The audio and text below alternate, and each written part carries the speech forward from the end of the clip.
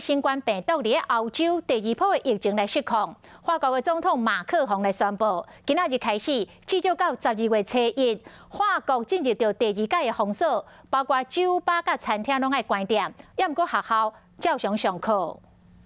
天气愈来愈凉冷以后，欧洲疫情嘛愈来愈恶化。亲像是意大利甲捷克就要进行更加严格防疫的封锁措施。若讲到法国就更加严重咯，为着要阻止病例继续增加，法国总统马克宏28号宣布，要搁再一届实施全国性的封锁措施，自29号开始，一直实施到12月初1。Par rapport à mars-avril, nous avons, je le disais, appris et nous avons progressé. C'est pourquoi certaines règles vont évoluer. 全国封锁是要求酒吧、餐厅就要关门，禁止无同地区的民众互相来往。除了购买必需品甲药以外，就要留伫厝内底，而且尽量伫厝内底做事。不过，甲头一届封锁无共款的是，大部分的学校会当维持上课，民众嘛会当去安养院探望、工厂、农场，还有部分的公务部门会当继续运转，希望会当减少封锁的经济损失。法国政府嘛表示，15天之内下国再检讨，若是状况有较好，就会当允准部分的商店开门。